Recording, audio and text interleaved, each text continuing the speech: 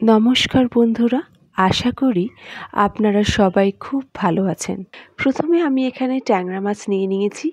সেটাকে একটা কাঁচির সাহায্যে ভালো করে কেটে পরিষ্কার করে নিচ্ছি।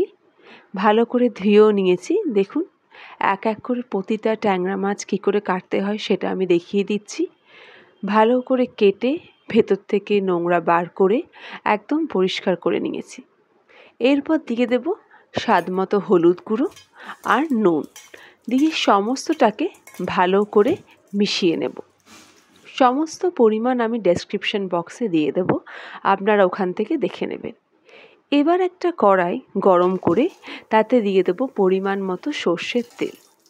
তারপর এক এক করে বড়ি দিয়ে দেব, দিয়ে বড়িগুলোকে এপিট ওপিট ভালো করে গোল্ডেন ব্রাউন করে ভেজে নেব। দেখুন, এপিট ওপিট সমস্ত বড়ি আমি এখানে ভেজে নিচ্ছি। দিয়ে এবার বড়িগুলোকে একটা পাত্রে তুলে নেব। এবার ওই একই তেলে নুন হলুদ মাখিয়ে রাখা ট্যাংরা মাছগুলোকে এক এক করে দেব। এপিট ওপিট ভালো করে উল্টে পাল্টে গোল্ডেন ব্রাউন করে ভেজে নিচ্ছি। একইভাবে সমস্ত মাছগুলোকে এক এক করে দিয়ে আমি ভেজে একটা পাত্রে তুলে নিচ্ছি। এবার ওই একই তেলে দিয়ে দেব পরিমাণ মতো পাঁচফোড়ন, তেজপাতা, গ্রেট করে রাখা আদা। এবার দিয়ে দেব গুঁড়ো মশলা, লঙ্কার গুঁড়ো পরিমাণ মতো, হলুদ গুঁড়ো, তারপর দেব ধনে গুঁড়ো আর জিরে গুঁড়ো। সমস্ত পরিমাণ আমি ডেসক্রিপশন বক্সে লিখে দিয়েছি, আপনারা সেখান থেকে অবশ্যই দেখে নেবেন। এবার একটা খুন্তির সাহায্যে সমস্ত মশলাটাকে ভালো করে ভেজে মিশিয়ে নেব, নেড়ে চেড়ে। ভালো করে দেখুন, একটা খুন্তির সাহায্যে মশলাটাকে মিশিয়ে নিলাম। এবার দিয়ে দেবো এখানে পরিমাণ মতো জল। আপনারা যতটা গ্রেভি চান সেই পরিমাণে আপনারা জল অ্যাড করবেন।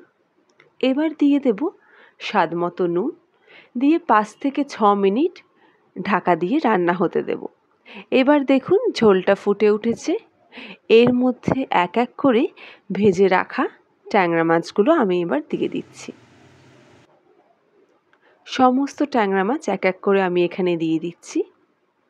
এরপর দিয়ে দেব ভেজে রাখা বড়িগুলো, সমস্তটা এখানে দিয়ে দেব।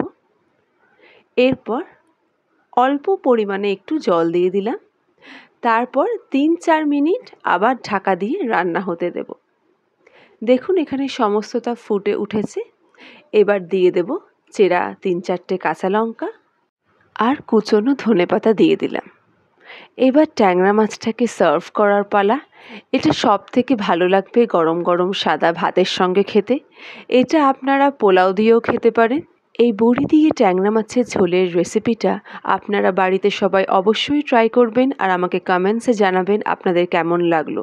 নতুন কী রেসিপি দেখতে চান সেটাও অবশ্যই কমেন্টে লিখে জানাবেন।